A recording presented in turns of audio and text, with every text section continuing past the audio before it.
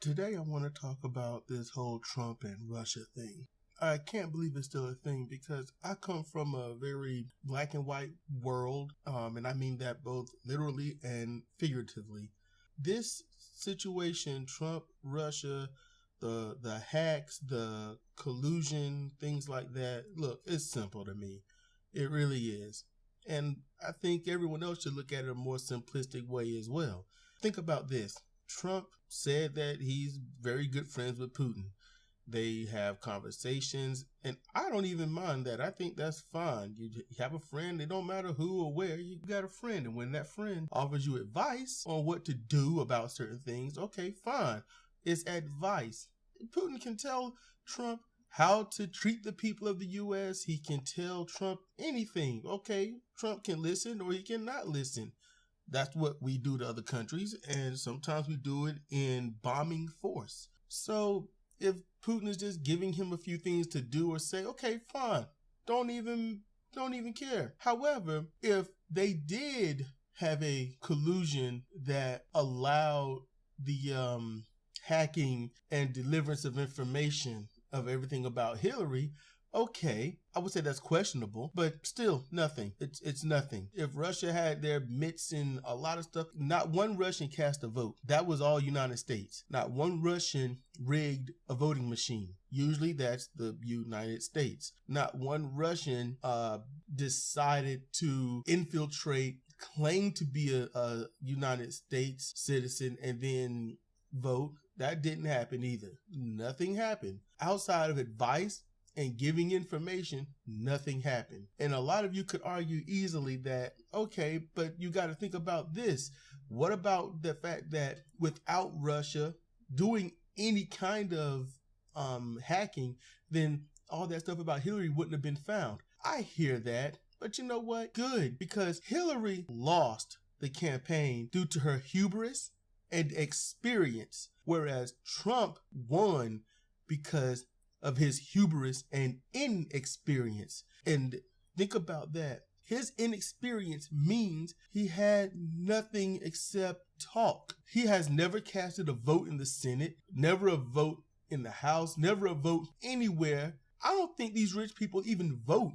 I think it's just the poor people, the middle class and the poor who actually has something to lose or something to gain that cast votes. We cast votes. They cast money. That's the difference. I don't think there's anything bad that has happened from Russia. I wish the whole thing would just blow over and go away.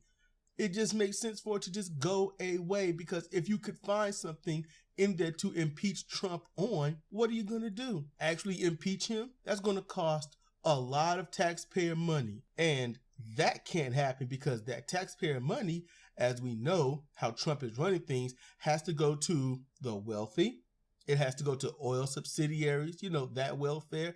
It has to go to a bloated military budget. It has to go to Trump's vacations. It has to go to renting golf carts for Secret Service and stuff.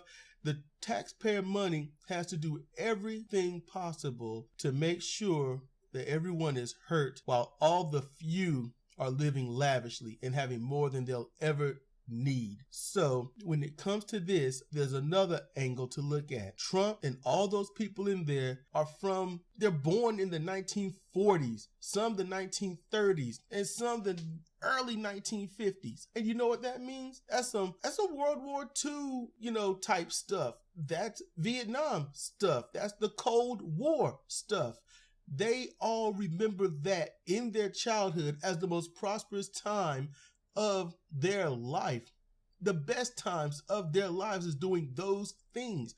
Plus, having those things allow everyone to be so afraid that they'll just say, tax me and do what you wish. So you have to think about this.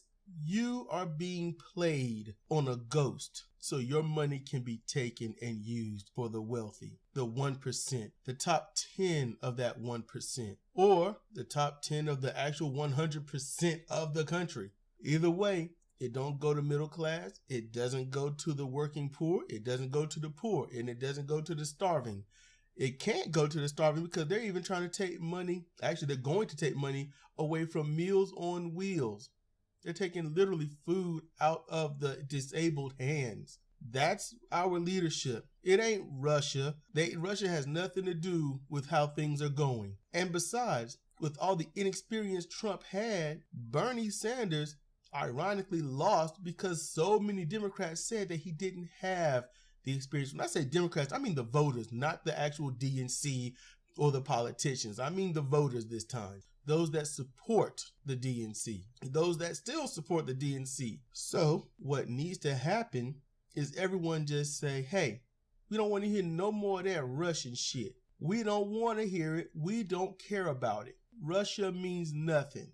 If you want to impeach Trump, it's going to take a lot of money, a lot of resources that's allocated from what they want to do from the taxpayers' benefits, and they're not going to do that. It takes a while. It takes a lot of money. That's something to not really worry about. And if he does get impeached, I'd be happy, but I'd be scared because that leaves Pence. So think about that. But that's all I wanted to say. This is Sedrik Cannady for Comparative Reasoning. Thank you for listening.